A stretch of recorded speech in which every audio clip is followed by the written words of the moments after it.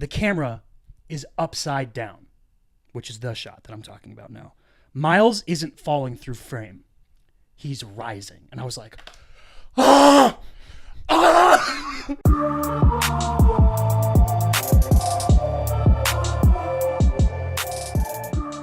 We in. Are we? We in. Oscar special, baby. Okay, okay. We gotta settle this. Are we gonna call it an Oscar special? Because I kind of want to do an Oscar review. Like after the Oscars come out, after I do more of my Oscar run. Because you're probably not gonna track down a lot of the Oscars, right? No, I won't find the documentaries. Dog, I'm gonna. No, we'll just do it on a normal episode where you can have a little Oscar corner. Huh? You heard me.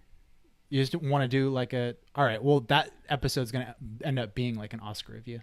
Sure. All right. We'll call it Chris's Oscar corner. Or we can entitle the entire episode. Why? So you can sit there and talk about them while I'm like, yeah, I didn't see that. I didn't see that. No, I didn't see that. That's not fun. Well, I mean, you're probably gonna watch the Oscars, right? I don't know. They're only doing 2 of the songs. It's lame. Is that like the main thing that you watch the Oscars for? And I like seeing who wins, but I mean, sometimes there's funny stuff. I'll There's watch no it. host, which won't be funny. There's no host. Is there literally no host? There's no host. They're just rolling without a host. No host. Lame. That's weird. They're only doing 2 of the songs that are nominated for Best Song. Mm-hmm. They're the 2 best songs. Well, so Actually, I can't say that. I haven't seen would Mary you Poppins, would you so- agree that like the worst thing about the Oscars is the telecast? Yeah, it takes forever. Like yeah, it's just It takes way too long. But for me, the best thing about the Oscars is the fact that it's a list of really good shit to watch. Yeah. To me, that's how I use the Oscars. That's why the thing I love the most about the Oscars is actually seeing good movies. It's nothing about people dressing up. I also like the show, but the show has become too long. It's too masturbatory.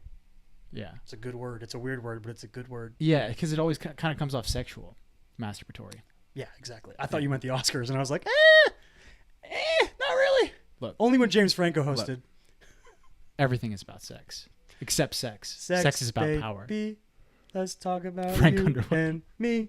Don't quote that dude. That's creepy. Yo, he didn't write it. That's true. He performed it though. Fucking really good writers wrote it. That's true. Yeah. So I mean, like, it's not like the Oscars really like they're not as much of a trudge for me. Like, I'm never really bored watching the Oscars. It's just I know that it takes a long time. Yeah, it's just long. It's towards just, the end, I'm like, all right. It's well, the thing is, time to like, wrap this up. I probably won't watch them this year because I don't know how. We don't have cable or anything. So like, probably stream them somewhere. But I don't want to sit through commercials and watch the Oscars. Please. You know what I'm saying? Please. I don't want to sit through commercials and watch the Oscars. Please. I will look up the highlights afterward of Dog, it's 2019. them singing "Shallow." So are you telling me you don't know how to find anything on live television? No. Who knows how to do Amazon that? Prime. They air them on Amazon Prime? No. Oh. They do that for football sometimes? Mm-hmm. Oh, well. But yeah, since they're only doing 2 of the songs, I really don't care that much. There's no host, don't care that much. I don't know.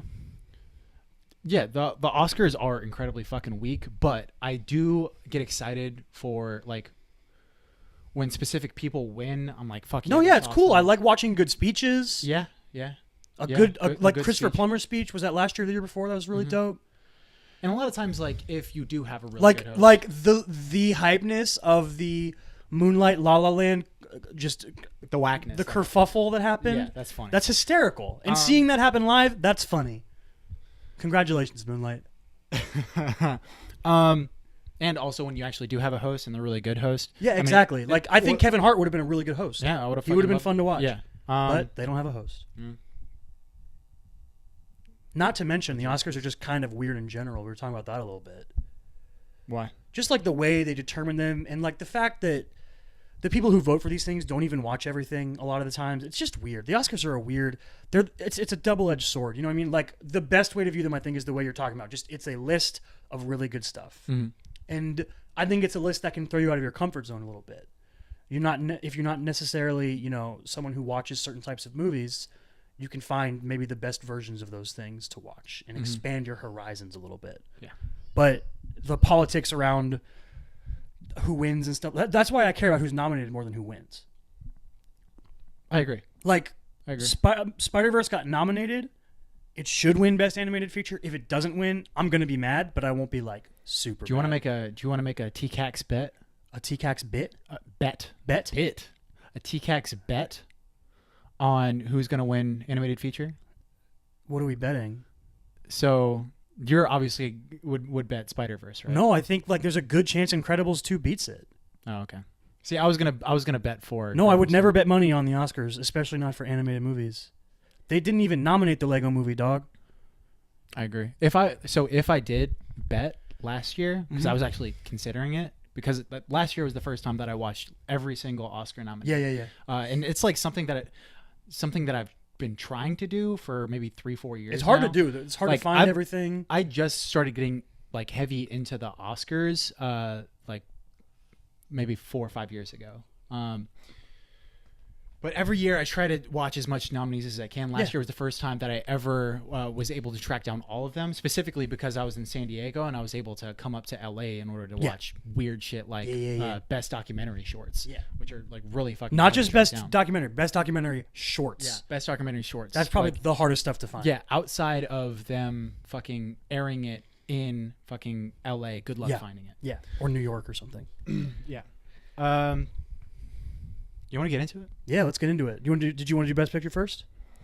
Yeah. So we're not going to talk about all the nominees. I feel like people are just going to get bored. no. We're just going to talk about our thoughts on them. Like I feel like this is so the Oscars are masturbatory. So here's this if weird we're thing. masturbating to the Oscars, like how masturbatory is that? The masturbatoriest? I don't know. Is that a word? Yeah. It's not. Anyway, the Best Picture stuff's kind of weird because every category is limited to 5 nominees, right? Except for Best Picture. They're you can have up to 10. And it's just completely like, I guess it works like if they get a certain amount of first place votes, it makes the nomination list or something. It's weird the way it works. This year there's only 8, which is super weird because there's at least one movie that was widely thought to be snubbed, and that's If Beale Street Could Talk, which I haven't seen it, but you saw it, and I would say most people would argue is deserving to be nominated over a bunch of these movies. At least a few. So, all right. So going into the process of the Oscars a little bit, as far as the nomination process. So the people that collect all of the votes for the nominees as well as the winners is an accounting firm, PricewaterhouseCoopers or Cooper, whatever. But PricewaterhouseCooper, whatever. They are the ones who collect and review all of the nominees and all of the ballots, right? The actual process for determining the nominees is actually like really fucking complicated. I tried sitting down for an afternoon and understanding what their process was like, specifically for coming up for the nominees, and it's really fucking tough. So the nominees, or not the nominees, but the potential movies that you can vote for all come out like on a list. So they limit what you can even vote on? Yes, but it's a huge. So like the process for coming up for nominees takes like over 3 weeks, I think. Jeez. And all of the people that can vote are the people. How it works is if you have been previously nominated or won an Oscar, You're automatically nominated? What? You're automatically able to be nominated? No, you're not automatically. No, you're. So basically, you have to be in the Academy in order to vote. Oh, to vote you're talking about. I thought you were talking about to become nominated. No.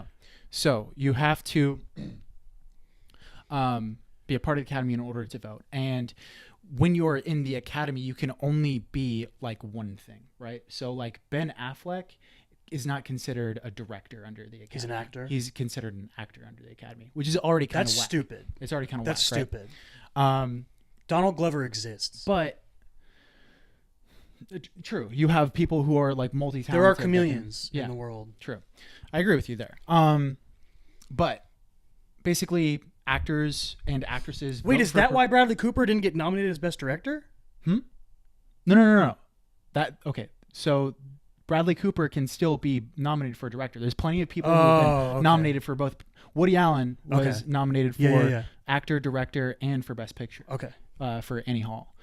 But that's not what we're talking about. We're talking about entering into the Academy and who you can vote for. So right? Ben Affleck can only vote for Best Actor or actors. This is going to get really fucking complicated. But so you're Bradley Cooper, right? Mm-hmm. You can nominate or you can vote for nominees, right?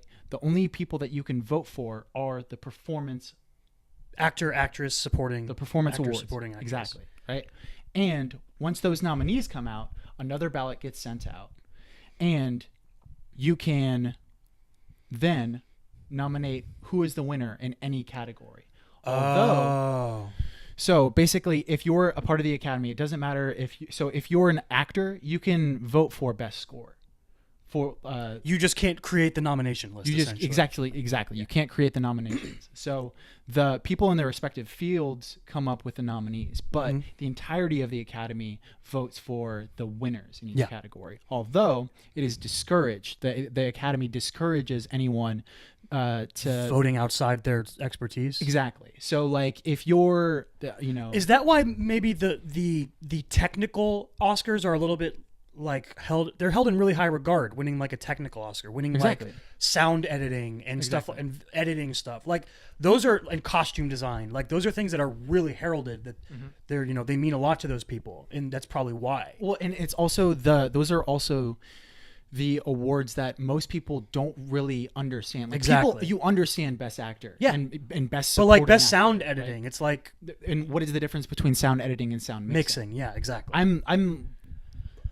I know a lot more about filmmaking than a majority of people, and I still don't. Look at you go. I still don't understand what the difference between sound editing and sound mixing. Well, it's when you throw all the sounds into a big pot with a spoon, you mix them together. Thanks, dude. Yep. I'm a genius. But anyways, let's you want to talk about these nominees? Can I say this? This is a weak Best Picture class. I feel like I agree. It's weak. I agree. And then there's like a movie like Beale Street that seems to be pretty loved by most people. I didn't see it, but you saw it with Kate. It seems like it should be on this list, especially because there's 2 empty spots. So as far as snubs and surprises for Best Picture, which is the biggest award of any of the Oscars, some of the nominations are Black Panther, Black Klansman, Bohemian Rhapsody, The Favorite, Green Book, Roma, Star is Born, Vice. That's your list. All right. Now, biggest snub for me, I think, is Beale Street. I think Beale Street. I haven't even seen it, and I can tell you it's it's one the that is biggest snub. collectively a lot of people are like, that's kind of surprising. Yeah, it's weird. I haven't seen First Man yet. True.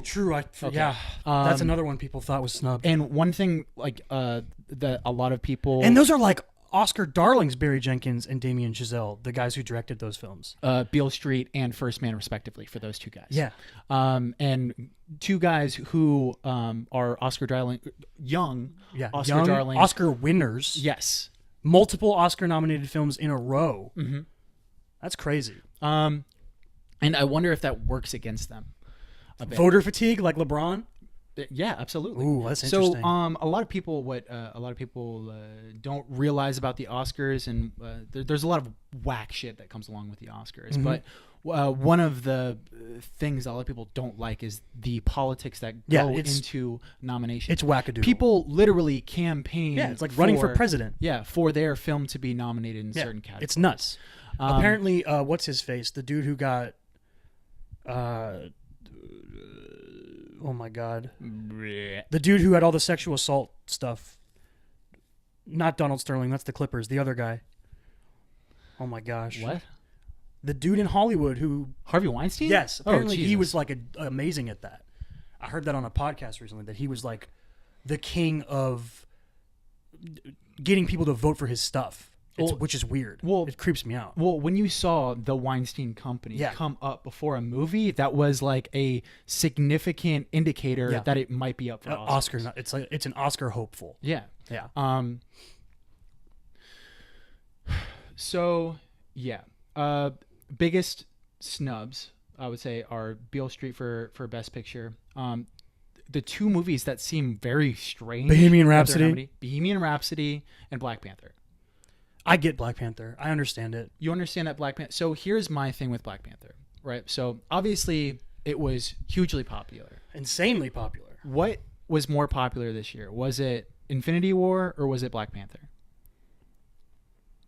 I think that's a good question to I'll ask. tell you, dude. If my computer didn't suck. Oh, do we not have internet again? We don't. So I would say, Hold first on. off, the first movie that should be off of that list, off of Best Picture, Bohemian is Rhapsody. Bohemian Rhapsody. Yeah. The first act of that movie, there's zero conflict. Yeah, there's like nothing happening. It's so fucking strange. We said that after we saw it. It's a glorified music video Yeah, yeah. I mean, for the first act of that movie. yeah. After you get over the beginning of that movie, it's really good. It's really good. And even if Rami the entire- Malek is great. Exactly. And I'm not surprised that it's up for Oscar nominations. You know, it's up for Oscars. Like, Rami Malek should absolutely be Oh up, yeah, for sure. for Best Actor. But the fact that it's up for Best Picture just seems very strange. And the problem with it is that it seems pandering. That's So it's one of these things where like that movie doesn't actually dig into any of the more like difficult things in Freddie Mercury's life. It just kind of glosses over stuff. exactly. It's rated PG-13, right? Yes. Which that should be an R-rated movie for sure. Yeah. Yeah, it's really strange that you would have a movie centered around one of the biggest rock stars in history, and fucking you're gonna make it PG-13. So Infinity War made more money than Black Panther, but I don't think that's necessarily a metric for it, because any Avengers movie should be expected to make more than any individual Marvel character movie. I agree, So I don't think that's necessarily the right metric for it, but it's still a popular. Black Panther was the second highest grossing film of the year behind Infinity War. Right. So both are hugely popular, but the the two strange thing, by tickets sold, the two most popular films of the year. the strange thing about it is the fact that like it's weird how like they're kind of playing a middle ground. They're like, okay, we're gonna nominate a super popular movie, but we're not gonna nominate the most popular movie. Yeah. You know? Well, I think a lot of people would argue that Black Panther's a better movie. Yeah. I think a lot of people would. I mean, we have to. debatable. You have to travel back in time to when Black Panther came out, and there was immediate Oscar buzz for it. It literally like there was articles being written and tweets and people saying, "Is Black Panther going to be the first Marvel movie nominated for Best Picture?" That didn't happen after Infinity War came out. It was, "Oh my God, could you believe that this happened?" No one was like, "That's like a Best Picture kind of thing." There's a message behind Black Panther and an intention behind Black Panther that is an Oscar-worthy intention. That's not an Infinity War thing. But that intention has been displayed in way better movies this year, like Beale Street. Like Beale Street? Okay. Like Beale Street. Beale Street is something that is way more intimate, way more. It's more of an Oscar movie. It's not a Black blockbuster. Panther. It's not a blockbuster. Yeah, I like Black Panther, and I'm not advocating for taking off blockbusters from the Best Picture. Like, it's just I think that there's certain blockbusters that probably deserve it more than others. You know? Do you think Infinity War deserves it more than Black Panther? No. Yeah, me neither. No. I think. But also, I don't think that Black if you're Panther gonna should get pick for it. a blockbuster from this year, Black Panther would be the one that makes the list. Mm-hmm. And there's like the circle jerk has come around from since February when it came out to now. It's like the cool thing is to like find ways to bash Black Panther, and it's like you need to calm down. It's a great movie. Well, I think what they're doing is they're being the advocates against the people that were trying to say that there needs to be Oscar buzz around this movie. I think that they're trying to come out and say like, you're the ones that need to calm down. Like Maybe. It's not that great. I think it's great. You're also like those movies more. Yep. Like I have fun watching Infinity War. But like, so did you have more fun watching? So we actually just watched Black Klansman. Mm-hmm. I had way more fun watching Black Klansman than I had probably any of the movies that are up for Best Picture this year. More fun, Yeah. except Black Panther. I was literally just thinking about it, and I'm like, No, dude, I love Michael B. Jordan. I agree. No, listen.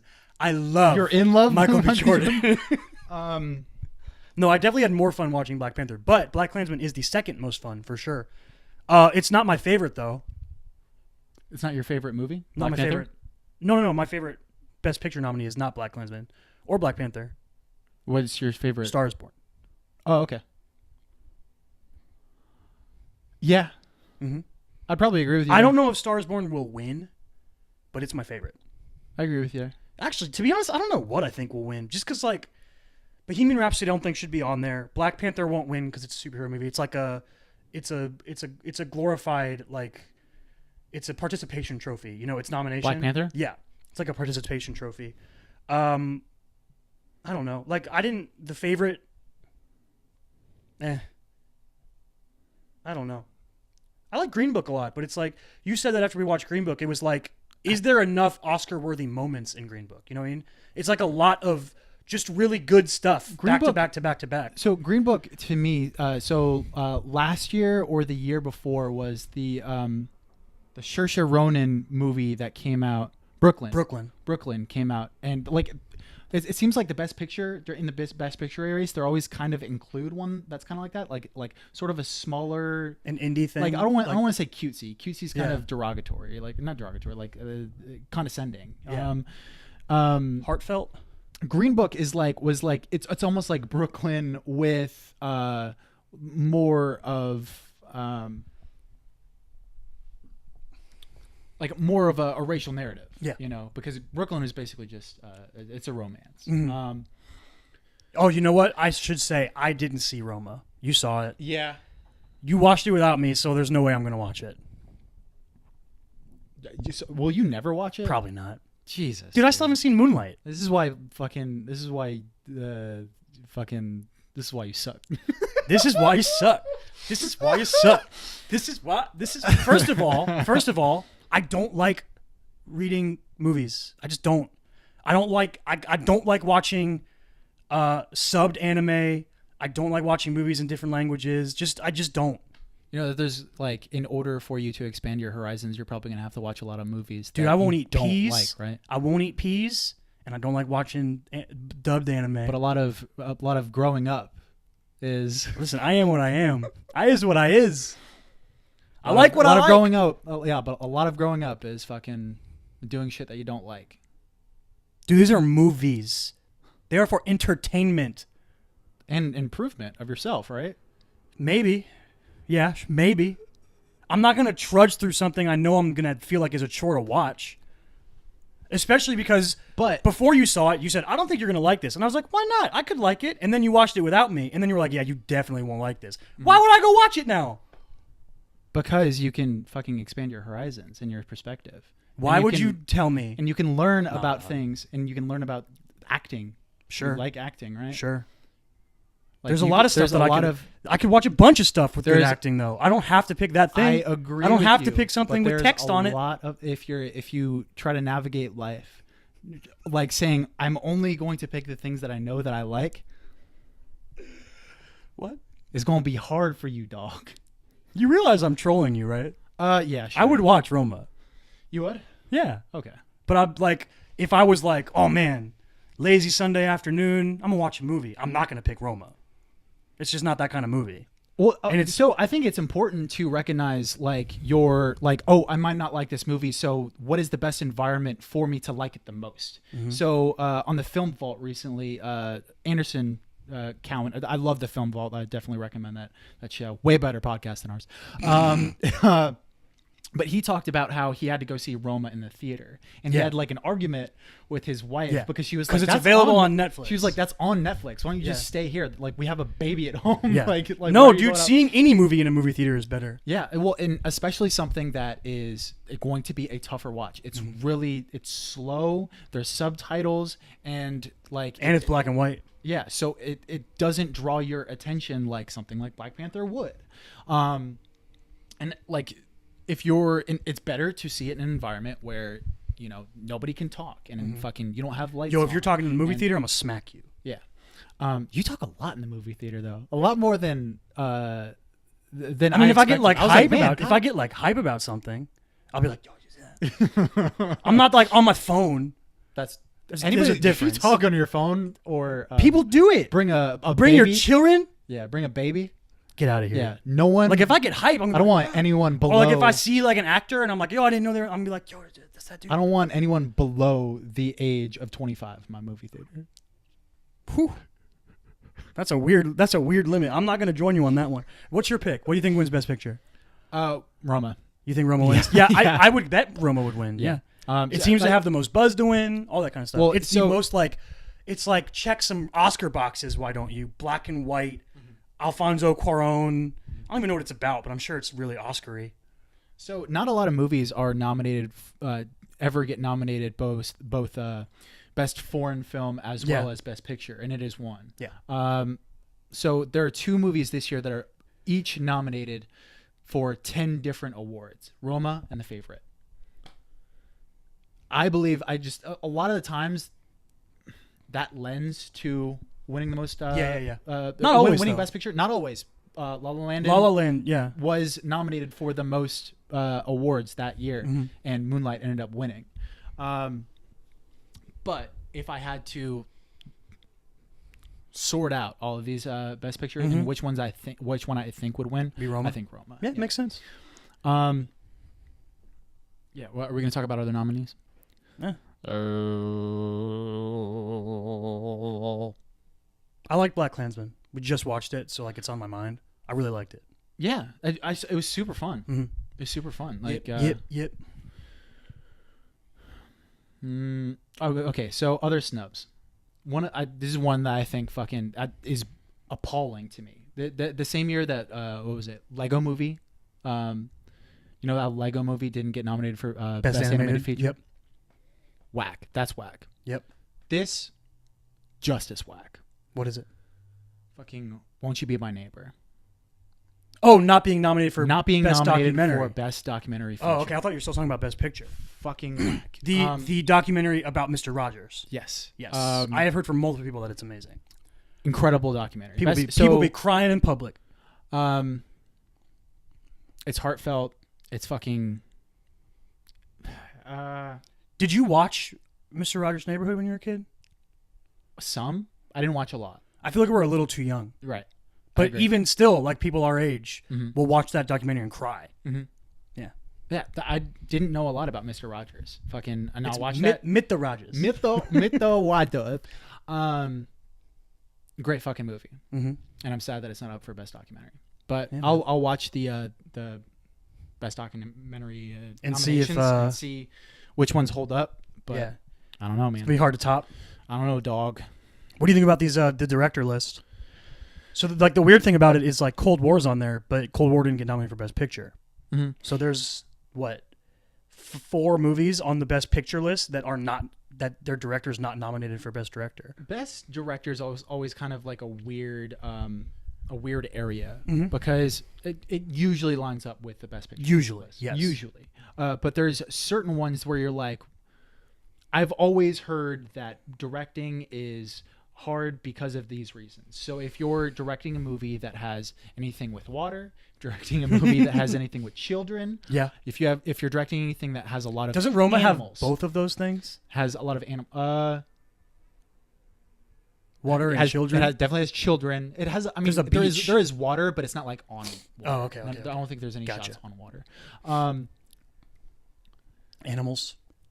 Yes, there is animals in Roma, but not like the. Like Anyway. Life of Pi is like The ultimate, like, the perfect storm. Yeah. And fucking, I'm pretty sure Ang Lee won it for that. Yeah, he might have. Won yeah. Best Director for that. That's interesting. That's not stuff you really think of. I find it weird that Bradley Cooper's not up for A Star Is Born. I find it weird. I haven't seen Cold War yet. Are there anyone on This here? is why I want to do an Oscar review. Is there anyone on after here I that go- you don't think should be on there? Like, who would you take off for Bradley Cooper? Right now let's I'd say Cold War imagine because I that haven't the seen Cold it. War guy is. Right now I would say. Let's imagine the Cold War one is like the best one, so you have to pick one of the other ones. Okay. It can't be Alfonso Cuarón. Roma was fucking incredible. But did you like it? No, I didn't really like it. Well, and that's the thing. Like, I mean, I'll admit that. Like, there's a lot of movies where I'm like, oh fuck, I gotta watch this motherfucking movie. I gotta watch like a 2.5 hour. They're so long. Foreign film that Yeah. like is. I have to read everything. Mm-hmm. Like, and it's good. And I've heard from other people that it's super slow. Like, I don't. Yeah. There's a lot of movies that like I get discouraged from seeing, and because I know that I won't enjoy them. Mm-hmm. But I still go out of my way to like watch, because a lot of those, there's a lot of shit that I watch specifically because I know that it's a hard watch, and I know that other people aren't watching it.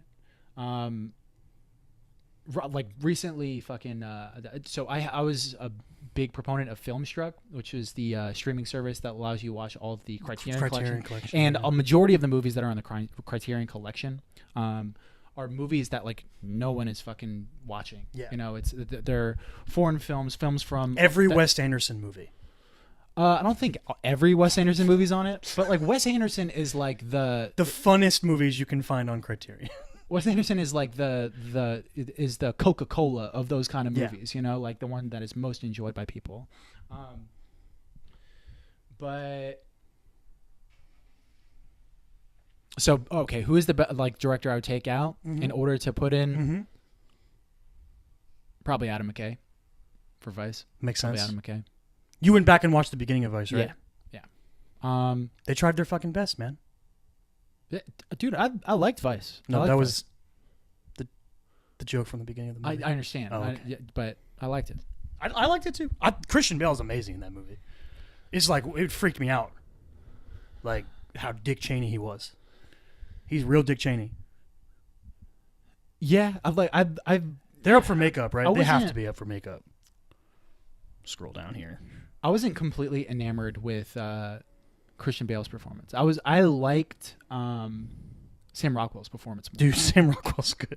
Like I just fucking Like enjoyed it so one of the much. things I heard about Vice before I saw it was yeah, it's on there. Was that Vice is very mean, and I was like, okay, it is kind of mean. Like they're so mean to George W. Bush in that movie. Yeah. They make him look like such an idiot. Right. Oh my gosh. Yeah. But it's funny.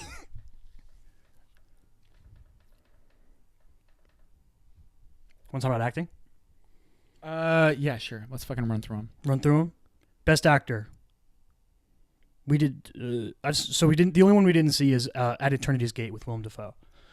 Mm-hmm. The rest of them, though. Yeah. Dude, I'm gonna watch the fuck out of that. Yeah, I wanted to see that when the trailer came out. I really liked Vigo. But Rami Malek was great. Bradley Cooper's awesome. Christian Bale's really good. They're all really good. I don't know who's gonna win. I'm trying to think if there's an actor that I feel like should have been nominated that wasn't, and I'm not thinking of anyone. We haven't seen First Man, so I don't know about Ryan Gosling. So yeah, if I'm gonna say it's either between Rami Malek and Bradley Cooper. Rami Malek might win, yeah, because like I don't know, it seems like there's this weird push to just get something for Bohemian Rhapsody. You know what I mean? It just feels weird. They're nominated for so much stuff. They're up for Best Picture. It's not a movie that should be. And the only thing about the movie that should be is Rami Malek. Yeah, so I said this after we saw Bohemian Rhapsody. I said that there's a few, like, there's two tent poles of that movie that uphold that movie and make it really good to see. Like, Rami Malek make it a good and the movie. music. Rami Malek's performance as Freddie Mercury and the music from Queen. Yeah. Even But though it is a very technically proficient movie. Yeah, it's good. Yeah. No, it's really good. It's just not the best. It's not. It's like there's the A tier. It's like a B tier movie. You know what I mean? They just don't. They don't dig in enough to the stuff they should to put it over the top. I agree. Actress stuff. You saw Roma, so you can speak to them. Didn't see The Wife. Olivia Colman's great in The Favorite.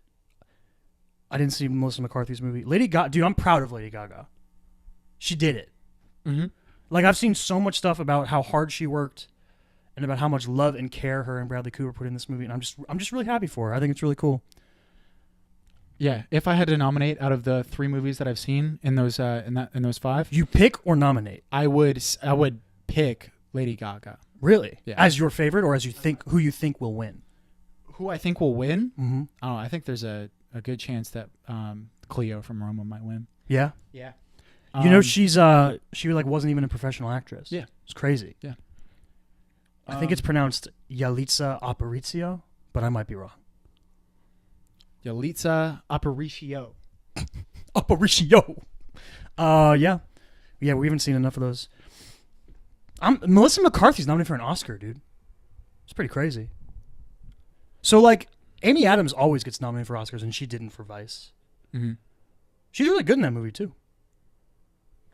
I thought she was all right. She's good. I'm trying to think of...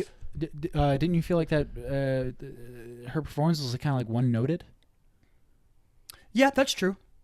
Not in a way that it like hurts the movie, but it's just what she was given. Yeah. Yeah, that makes sense. Yeah, she seemed like a kind of a mean lady. Supporting actor, my boy Mahershala, he's so good. Adam Driver, I really liked him in BlacKkKlansman. Sam Elliott's really good in Stars Born. We didn't see Richard E. Grant, and then you mentioned Sam Rockwell for George W. Bush. Like, I don't know if there's enough in BlacKkKlansman for Adam Driver to win. Did Sam Rockwell win last year? He won last year for 3 Billboards. Yes, right? he did. Best supporting actor. I doubt. Fuck. And Mahershala Ali's already won one. Mm-hmm. He won for Moonlight, Best Supporting Actor. Yo, give it to Sam Elliott. Fuck. Yo, Sam Elliott's really good in that movie. Give it to Sam Elliott. I think he's my favorite performance out of all of them. Mm-hmm. So Sam Elliott. Like I haven't seen Richard E. Grant, but from the ones I've seen, I really like all of them. But I think that Sam Elliott like has the most stuff to get into. You know what I mean? Like Adam Driver's really good in BlacKkKlansman, but there's not a ton to dig into as in terms of like. Well, it's like the you know how like when they show the nominees at the Oscars and they always show like a clip, their monologue, their best clip. Yeah. What are they going to show from BlacKkKlansman for Adam Driver? Him being funny? Yeah. He does that when he rolls out of bed. He could be in that role rolling out of bed. That's just how good Adam Driver is. He's amazing. Yeah, Sam Elliott's great. Yeah. Best supporting actress. Oh, there's Amy Adams. Yeah. Oh, she's not for lead actress, so Gotcha. she's supporting. Roma, Regina King in Beale Street, Emma Stone, and Rachel Weisz for. Okay, so the one thing that I will give the favorite is like hard to watch. It's like nothing is happening, and it's like kind of like ridiculous, right? It's pretentious. That's why, like, we said it was pretentious after we watched it, and it is. But the 3 performances are great. Yeah. Emma Stone, Rachel Weisz, and Olivia Colman are great. Mm-hmm. And that was one thing that kind of surprised me when you were like, oh, I'm kind of excited to see the favorite. It looked funnier in the trailer. and I thought it was going to be more of a witty thing. You know what I mean? You were so excited. And there is wit to it, but I've never seen a Yorgos movie. There's absolute wit to it, but it's like I thought it was going to be more of a witty movie, like a sort of like dry comedy, which it is, but it's like the driest comedy imaginable. Mm-hmm. Yeah. As opposed to like BlacKkKlansman has a lot of wit too, but it's a very wet wit. Wet wit. Wet wit. What wit? Listen here, sir. Ara. The ending of that fucking Yeah, movie. that was really good. So I think that's another one. Fuck. What's his name? Is it Keith David Washington? Denzel's son. Fuck. I don't know his first name. Can you bring up his name, please? I'll look it up. Because he's fucking amazing. Yeah, he was really good in that movie. I'm surprised that he's not up for Best Picture or Best Actor. Yeah, him himself is just Best Picture. Yeah, man. I feel like Best Actor. John David. Best Actor is always really competitive, right? Yeah, true. BlacKkKlansman. His name is John David Washington. John David Washington. Son of Denzel. John David Washington. I fucking really liked him in that movie. Yeah, he was really good. First thing I've ever seen him in. I'm trying to think. So, what's the girl's name from 8th grade? I mean, she's a no-namer. She's a kid. Like, she's just straight up kid they found. Mm-hmm. Elsie Fisher. Mm-hmm. I think she's so good, dude. Yeah. Like, why isn't she up Why isn't she in there? for Best Actor? Is it because she's a child? Because they nominated Quvenzhané? Quvenzhané Wallace? Oh, I got that right? Yeah. That was a pull. I mean, it was you struggled through it, but you. I had to remember it. Yeah. So, like, I was like, what's her name again? And then I tried to spell it in my head. I was like, that's impossible. Quvenzhané, yeah. But I remember how to say it. Yeah, they nominated Quvenzhané Wallace. That was Beasts of No Nation, right? Mm-hmm. And she was even younger. Yeah.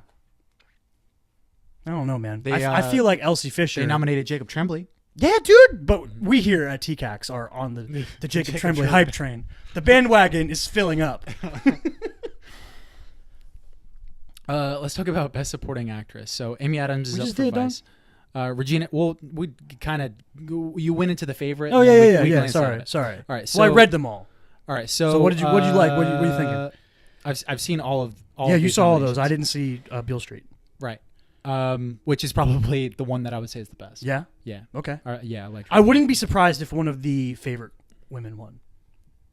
one of the favorite women. Mm-hmm. Well, I mean, One of the women from the favorite. They have a 40%. They have. That's what I'm saying. like they have numbers. They've got numbers, right? Mm-hmm. And they're really good. They're just really great performances. Mm-hmm. I think Emma Stone's is a little bit more.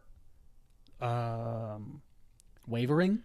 No, not up and down in a bad way. Like It's she like has dynamic. She's a little bit more dynamic. I think her character has a very large arc in a bad way. Right. She becomes way more evil by the end of the movie, whereas Rachel Weisz is very subdued throughout the film.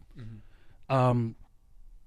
Yeah, and I would say that they're both above Amy Adams for sure. Yeah, I don't know, man. Right, This is why I don't bet on Oscars. It's too hard. I don't bet on anything, but like if I would bet, I wouldn't bet on the Oscars. Right. Well, I mean, I feel like there's certain. Sometimes you can tell because you can feel the buzz. You can tell what's being pushed. You know what I mean? Well, and there's certain categories that are easier. So like last year, if I would have bet last year, I think I would have made a lot of money. Nice. Because like fucking Icarus was up. Yeah. For, And no one thought it was gonna win. Yeah, nobody thought it was gonna win, and it was like the only documentary that was streaming at that time, I think, or no, the favorite, I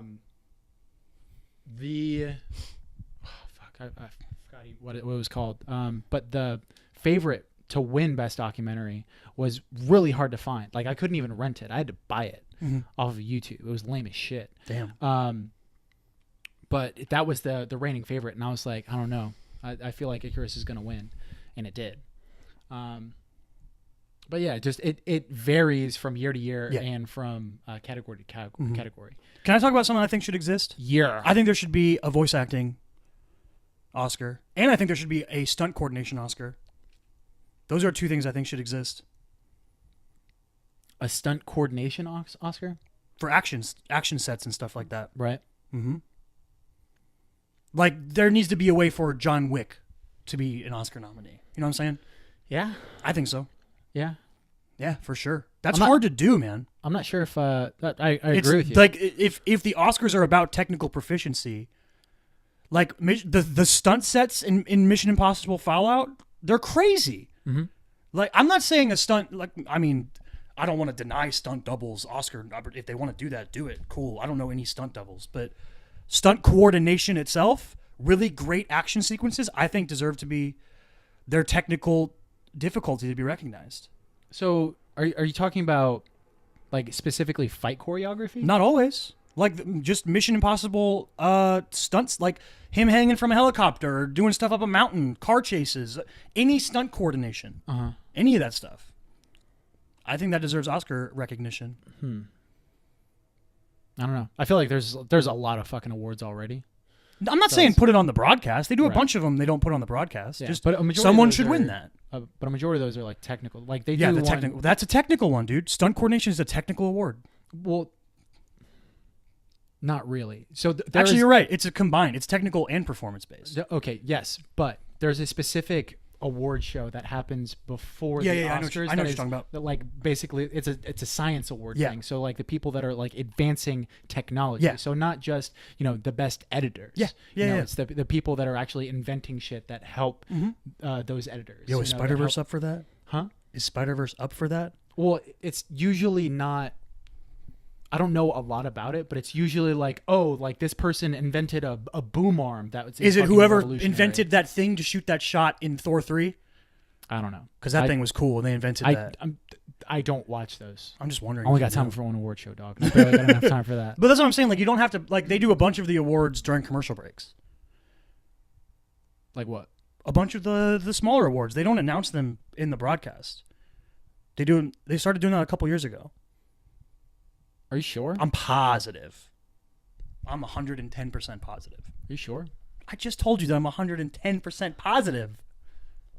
Are you absolutely sure? Yes. Shut Are you up. HIV positive? No. All right. We need to fucking. Yo, this is not a Mac. What are you doing? Still works. Is there something you're real passionate about you want to bring up right here? No. I don't know what you're scrolling for. All right, you want to just get into fucking our top 5 moments? Yeah. Yeah. Right. You want to do like I'll do my 5, you do your 5, and then we'll each do one at a time? Each do one at a time. So we'll go 5, 5, 4, 4, 3, 3. 2-2-1-1. Yep. And if you want to go 1-1-2-2. Just kidding. Okay. Let me pull up a little picture I took of my newts. You want me to go first? Or do you want to go first? Hold on. How strong is your number one? It's my favorite movie of the year. Obviously. So you feel really strong about your number one. I'm very passionate about my number one. one. I'll go first. Because you're not very passionate about your number one? Or you had a hard time ordering them? I'm passionate, but I feel like you're probably going to give more of a impassionate spiel about your number one. Okay, go first. Okay, so my number 5 is like half joke, but like I'm only joking about it because I feel like it's like super fucking strange for it to be like my number in my top 5 things of the year. Mm-hmm. But yeah, by the way, this is the moments in film, not necessarily a movie, not necessarily it could be anything. Moments isn't even, so I literally it's 5 favorite things in film, right? So like moments is like could be scenes, you know. It could be your favorite soundtrack, your favorite song, your favorite performance, anything involving film. Yeah, our 5 favorite film stuff in 2018, right? And my number 5 favorite thing that happened in film in 2018 was Gabe from 8th grade. Do you remember basically the love interest in 8th grade? Yeah, he's great. The weirdo. He's great. I fucking he's love great. That performance. So he's amazing. Gabe from 8th grade. 8th grade, written and directed by Bo Burnham, and Gabe was played by a young man by the name of Jake Ryan. Jake Ryan. Ryan? No, not Jack Ryan. Jake Ryan, which is the same name as a character from 16 Candles. I don't know if you ever seen 16 Candles. I didn't know that. Yeah. Fucking really, bro. He was in Inside Llewyn Davis, Moonrise Kingdom. He's in really Isle of Dogs. Yeah, dude. Kid kills it. Inside Llewyn Davis. Yeah, dude. Who does he play inside? His name's Danny. I think he's one of the kids. He's obviously a kid. He plays a grown ass man. Fucking. He was Sam Elliott in A Star Is Born. He's Llewyn Davis' sister's kid, I think. Okay, I'm pretty sure. Anyways, so I'm not sure how just amazing this kid is at acting, or if he does have a lot of like weird quirks. And he's a quirky dude. The character of Gabe is incredibly quirky and weird and dorky and just like lovable. He's real lovable. Incredibly lovable. Yeah. He's just like someone who will make you feel uncomfortable and like want. I want an entire movie. For him hard. I want an entire movie with Gabe as soon as the end of that movie. Like I want a sequel. I want 9th grade, but it's like half of it. It's about him. Or the entire thing is Gabe. Yeah. Oh my god. But that's a good one. Gabe from 8th grade. What was the one that you took off that you put that in over? The first half of Hereditary. Oh, okay, cool. And I thought it was too weird. What is the second half of Hereditary on your list? Huh? What? No, the second half. Hereditary is not on my list. Wow, I'm surprised. Favorite things. Surprised. But that's why it would have been on my top 5 originally, is because of the first half, not because of the second. Plus, you just saw 8th grade, so like for the whole year, Hereditary was hanging around. Mm-hmm. Then you just saw 8th grade and it got knocked off by Gabe. Mm-hmm. Good work, Gabe. Yeah, killing it. True. All right, my number 5. I had a hard time. So here's my thing. I didn't want 3 out of my 5 things to be superhero related, right? I was like, that's super lame. I can't do that. So I was like, I have to take off one of Black Panther or Infinity War. So number 5, my cheat answer is the MCU hype train, but it's not the real answer. The answer to my number 5 film thing is the feeling that it was elicited from the Black Panther experience. Okay. Did you see Black Panther in a theater? Yes. Did you see it on opening night? No. Bruh! It was popping off in the movie theater I was in. I was in Gainesville, Florida, seeing Black Panther, and there were young African-American folks everywhere, and they were turning up to see Black Panther, dude. Right. They were so excited, and like it was just a fun experience, and you could just feel how much it meant to people watching it, and not just in person. When you went online after it came out, it was crazy. The movement that Black Panther began, you could feel what it meant to an entire portion of people. Right, it's a cultural phenomenon. I fully expect Captain Marvel to have a similar resonance with women this year. So you've said that before on the podcast, and I expect I'm not sure, it, dude. Don't you feel like Wonder Woman already did that? Yeah, but that wasn't a Marvel movie. Do you feel like it's going to be heavier because it's Captain Marvel? Because it's a Marvel movie. I don't know about that. Yeah, dude. I don't know about that, dog. Dude, but imagine if, like, if Captain Marvel makes more money than Wonder Woman did, that's the ultimate middle finger from Marvel to DC. It's like, you can't touch us. Yeah. We own movies. Yeah. But I love Wonder Woman, by the way. Love that movie. Love it. But I think the cultural experience that is Marvel movies now, because there's been so many and like it's just such a built up thing now, I think each one means more and more. And when they are about people they haven't been about before, I think it's going to mean a lot. And I think Black Panther was the first example of that, because it was super cool feeling seeing that happen. And I think MCU is just on a really hot ride. They've been really good lately. Do you think it's ever gonna die? Eventually. Yeah. Who knows, dude? Maybe Chris Evans and Robert Downey Jr. leaving kills it. I don't know. I'll be watching to the bitter end, but it's because I love those movies. Right. They have fun stuff planned. We'll see what happens. Yeah. So I think their transition to the post Chris Evans and potentially Robert Downey Jr. life is going to be super fascinating to watch. So there's, I agree there, and I'm not against these movies. I enjoy them, a majority of them, but like none of them are my favorite movies. I'll admit that. Like Spider-Man: Homecoming, maybe Spider-Verse. I really liked Infinity War. Great. But as far as the only reason I put Black Panther over Infinity War is the cultural resonance. Yes. Like the only superhero movie that I would like regard as my favorite film, superhero movie, is The Dark Knight. Yeah. What's your number 4? So I was going to talk about fatigue. Like, oh, okay. So you no, I don't get it at all. But I love... Dude, I just spent the last week watching all of Young Justice, all of Titans, rewatching Teen Titan. Like, I don't... I'm reading... It doesn't stop with me. Right. I've loved it since I was a kid, and I still love it. And that's fine. No, it's taste. It's just whatever you like. Whatever you like is what you like. Yeah. It's like I'm not going to stop liking pizza, you know? Yeah, even though you but order like from if Domino's I get, like a weirdo. if I get like too much pizza, you know, I'm like, all right, you know. But the thing about pizza is like you can keep changing what kind of pizza you get. That's true, but and every Marvel movie has a little bit of a different flair to it from the director. Like you put pineapple on a pizza, it's still a pizza. You know what I'm saying? Yeah. You know, and like occasionally I'm like, you know what? I do want fried chicken. I do want get a fried chicken pizza. What's your number 4? Maybe I should eat a salad. Salad pizza.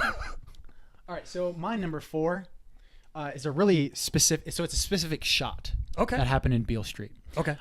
There is a shot in Beale Street, which is it's a spin shot, and not all spin shots are created equal. I don't just because it's a spin shot doesn't mean that I like it. But there's a spin shot of the main character in Beale Street. He's a sculptor in the movie. Is this the actor that was in Homecoming? Yes. James? Something James? Yeah. Fuck, what's his name? Not LeBron. Son of a B. I'll look it up. Yeah, I should have had it in my notes. Anyway, so If Beale Street Could Talk, written and directed by Barry Jenkins, adapted for the screen by Barry Jenkins, but it was Stefan James. But it's based off of a book by James Baldwin. Stefan James. And I'm also going to bring up the cinematographer. Makes sense. It's a shot. James Laxton was the cinematographer for If Beale Street Could Talk. Cool. And I loved this shot, specifically because of the music that surrounded it was like sort of, it's a very quiet moment. And it's just of the main character who's going through a lot. We're not spoiling anything here, but he's going through a lot in the movie. And there's a specific shot where he is lining up his mold. So he has like, he's a sculptor of like wood and shit. Mm-hmm. And he is about to carve up a block of wood, which is like, there's like screws in it and stuff like that. So you could tell that like he was planning this out beforehand, but he's just sitting there like kind of looking at it, and he's smoking a cigarette, and there's this sunlight coming through the shot. And it was just a fucking really beautiful shot. And it just like, it sticks in my head. Every time I think about Beale Street, Why did it spin? Did it spin around him like he was in the center? He was in the center. Okay. And the camera was circling around him. Yeah. Cool. That was my number 4 favorite thing in film in 2018. Shout out Mr. Laxton. Okay, my number 4 thing. So the way I wrote it was the painful awkwardness and relatability of 8th grade. Right. Which is kind of like the tone of 8th grade, I guess you could say, that Bo Burnham established. Bo Burnham, writer-director, We talked about Elsie Fisher. I would say the things about 8th grade that sang through the most to me was 2 scenes. The number one scene is the scene in the backseat of the car with the dude that tries to hook up with her, and it's so uncomfortable. So uncomfortable. Right. Oh. No. How, like, do you feel... So I'm the youngest of 6 kids. You're the oldest of 5. Of a million kids. Oldest of 5. You're the oldest of 1 I literally have million less children. siblings than you. But you have younger sisters who are 2 of them. around that age. They're older than that now, but yeah. Well, yeah, They're juniors in high school now. Right. But you They grew were, up They were seeing once them. that age. Yeah, exactly. Yeah. How uncomfortable. And, Super like, uncomfortable. How often did you think about them while Constantly. watching? Throughout that entire movie, I thought about my sisters. Right. Throughout the entire movie. Exactly. Not because they're like her. They're nothing like her, Right. really. She's much more shy than they are. Right. They do a lot more stuff than she does. They're very active, and Mm-hmm. they're in lots of clubs and sports and blah blah blah. Right. But just being that age, and I think being able to relate to, like, I would guess that out of all my siblings, I probably would relate to her the most. Weirdly. Really? Yeah. Just feeling uncomfortable around people and just stuff like that. Yeah, I think I would. There was the scene in the backseat of the car with that kid, which one of the reasons it made me feel so uncomfortable is because it made me think of my sisters and, like, if they were in that situation and what would happen and stuff.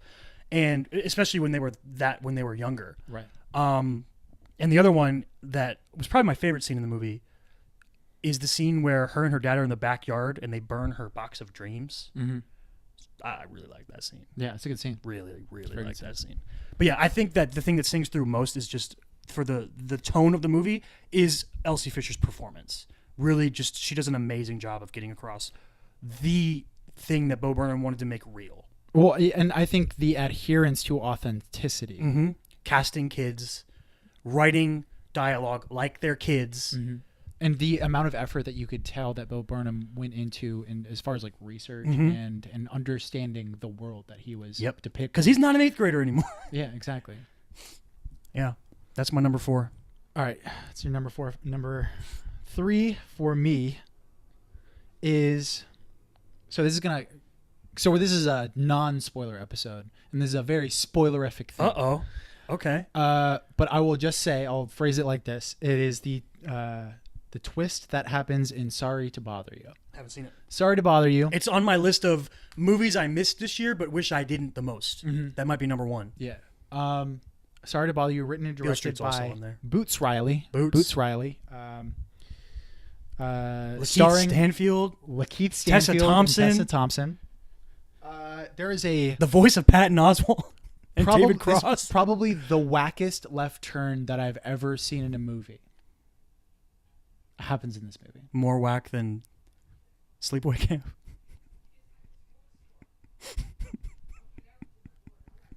Comparable. Okay.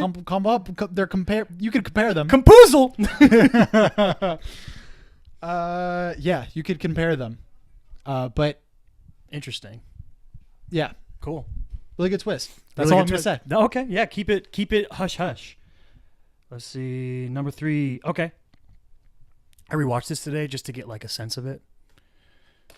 John Krasinski's Goodbye in A Quiet Place. Mm-hmm. I left out A Quiet Place.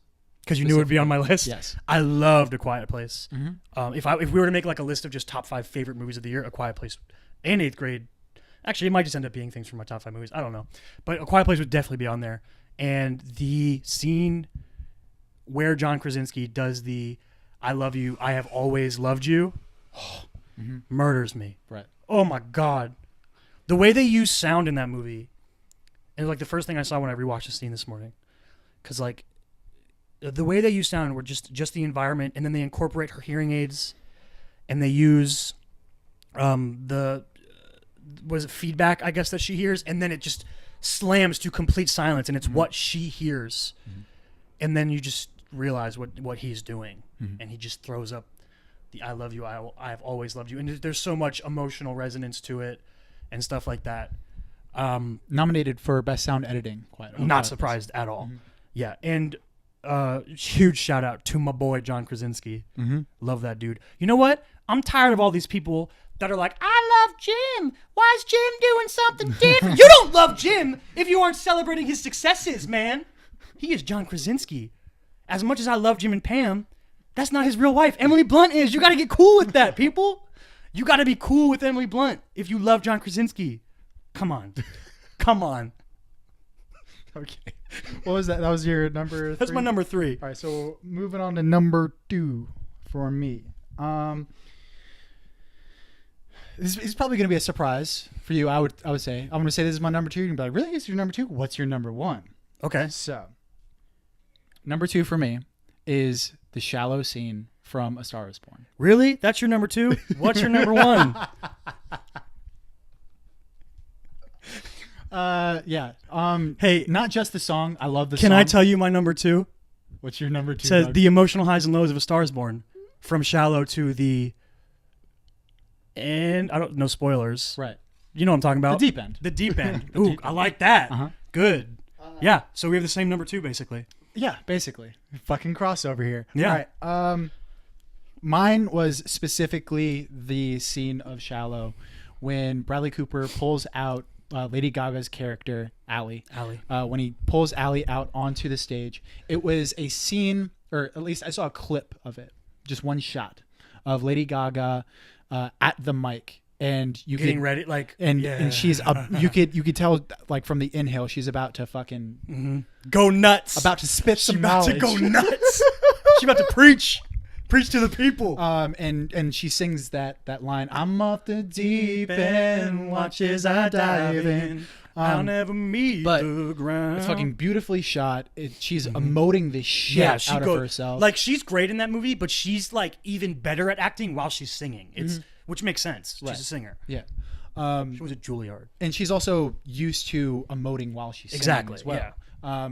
Because it's part of her being a performer.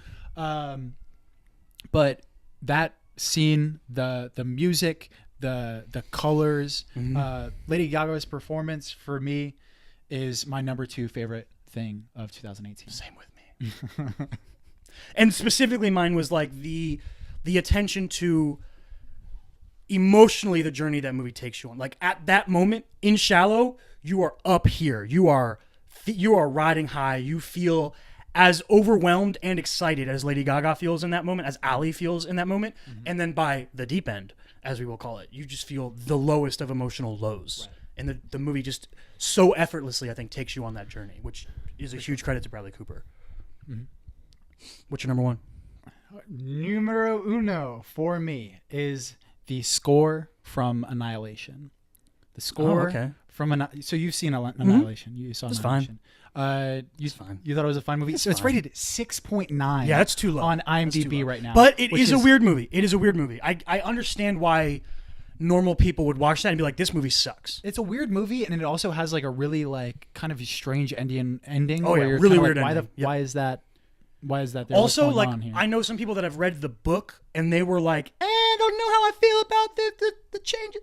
So maybe that has I just heard that they it. left out a lot of stuff that like they took a portion of the book and completely focused on that. Yeah. Which I'm completely fine with.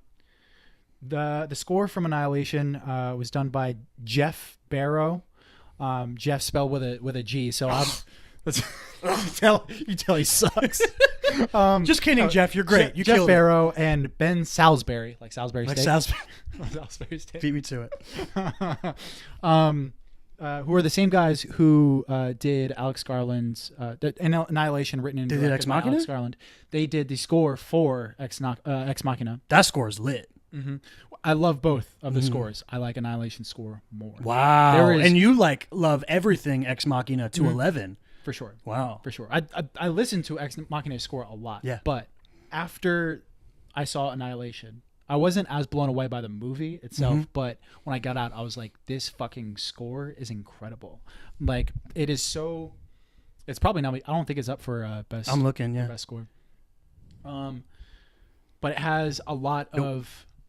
Isle of Dogs. Interesting. Yeah. Fucking that guy gets nominated for almost every movie he does. Alexander Desplat. Yeah. He works a lot with Wes Anderson. Yo, Ludwig got a nomination. That's dope. Yeah. Hell yeah.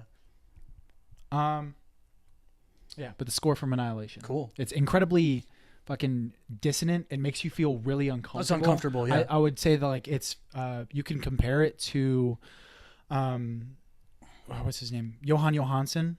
Rest in peace. The guy who did the score for Arrival. Yeah. Yo, that's another one. He was nominated for that last year. Did he win last year? Huh? For Arrival? I don't remember. Don't think so. But really good score. I bet you can't guess my number one. I think I can. I think I could put. No one in the world could guess my number one. Yeah. No one in the entire world. Is it everything about Spider-Verse? It says on my little list. It says the Spider-Verse experience from head to toe, baby. So I talked about this on one of our very early podcast episodes because the trailer finally came out and I was like, I've been looking forward to this movie for like 2 years. And I feel like no one knew what it was for the longest time. I was like, how come no one is talking about this animated Spider-Man movie that's coming out? It looks dope. The stills are dope. Everything looks awesome. Movie finally came out. I walked out and I was like, that might be my favorite movie. But I was like, I can't ride on a high emotional, you know what I mean? Yeah. I can't just walk out and I have to let this simmer here for a little bit. So I let it simmer for like a week and I just saw it again and I was like, yeah, that's it. Yeah, that's it. That is my favorite movie of the year. If I sat down and like made a really big list, it'd be real high on my favorite movies of all time list. Really love Spider-Man Into the Spider-Verse. And I think, it's everything. It's from the music to the animation style to the voice acting to the comedy to the action. Everything is awesome. The story's great. But something that sort of really captures the way that movie makes me feel is this. Have you seen the script to screen stuff? It's like a Twitter account. I don't know if it's also a website or a blog or something, but they do this thing where they'll play a scene from a movie on the top half of a shot, and the bottom half is the script scrolling underneath it, right? The scene where Miles, becomes Spider-Man, really, has this shot, the shot of him falling through the city and it's upside down. And when I watched this and I read it along with the script, it like gave me chills just reading it. It says, Miles walks to the edge of the roof, the wind buffeting, and that's the shot of him on the side. That's my computer background when you see the Nikes and it looks dope. And then it says, and leaps. The glass breaks, the music's playing, it's hype. The camera is upside down, which is the shot that I'm talking about now. Miles isn't falling through frame. He's rising. And I was like, it's so cool. Oh my God. It makes me even just saying it just now, like it just gives me chills thinking about that moment and that like how they threw from script to music to visualization to character growth in one moment captured that so well. That is my favorite thing in the movie. And it's my favorite shot is that where he's falling, where it looks like he's falling up into the city. Right. Incredible. That's my favorite, the Spider-Verse experience. Yeah. And you also had like the super beneficial experience of like having something that you were waiting for a long time. And then you actually go see it, and it meets all of your expectations. Well, that's because I didn't do what you do and get overexcited. I was just like, this is going to be a lot of fun. But the thing is, it's that I've been in that sweet spot before where, like, I've had the highest of expectations. That's how it was for me with Ex Machina. Ex Machina, yeah. I had when that trailer came out, I was like, looks like my favorite movie That looks ever. like my favorite movie. Yeah. That looks like my favorite movie. And then I went and saw it and completely loved it. Yeah. Yeah. So, like, it's a good feeling. It's a good awesome feeling, dude. It's an awesome feeling. Fucking put that in a syringe and stick it in me. So it's called heroin. I should try that. That's what heroin feels like. It's euphoria. Who needs heroin when you can watch Spider-Verse? It's way healthier. You got that's our top 5 moments. Yeah. We did it. Yeah. We only had one crossover moment. Yeah. Yeah. Did you do that on purpose? Did you try to keep things off? I think that I don't think I would have had anything from Spider-Verse on my top 5. I'll slap you. Huh? You said you took Quiet Place off, or you just didn't think about Quiet Place because you knew I'd have it? Yeah, there was I was just like, he's definitely going to talk about A Quiet Place. He's definitely going to talk about Spider-Verse. Yeah. So I didn't even really think about it much. Word. Like if my favorite thing was also Spider-Verse. My favorite thing in Spider-Verse is probably fucking Spider-Man Noir. Yo, he's great. He's amazing. I fucking love that. Everywhere I go, the wind follows, and the wind smells like rain. He's awesome. Yeah, that character is fucking super fun. Uh-huh. Yo, that's our Oscar special. Yeah. That's it. Oscar preview. Sure. It's a special. What? I make the title cards for the shows, so it's going to be Oscar preview. It's true, he does. I'm bum out of luck. All right, this has been the Chris and Kyle Show. Oscar special. Suck it. Mm-hmm. I'm the one who does the outro. Check us out on all the socials. The show is the Chris and Kyle Show on Instagram, on Facebook, on YouTube, on all podcasting platforms. Like, rate, share, review. Hit us up on Twitter at tcaks pod. We will have a poll coming up pretty soon. We're going to do a cheesy Valentine's poll, I think we talked about. Yeah. That's what we talked about. Yeah. What men want. And isn't it romantic? Isn't it romantic? Yeah, we'll do those. So you can send us to the movies for one of those. And I'm so excited. Normally I would be, but the Valentine's Day movies look shitty this year. Mm-hmm. Normally I'd be super down for picking a cheesy romantic comedy, but they don't look that good. I'll hold out hope. They might be. Who knows? Don't judge it before you've seen it. Find him, chrismichaelstott.com. Check out his scripts. Check him out on Instagram, Chris Michael Stott. Find me, DavinWell25, on Twitter, on Instagram. This has been real cool. I enjoy the Oscars. Have fun. Live your lives. Do your thing. We out. We out. Stay weird. Oscar preview. Oscar special.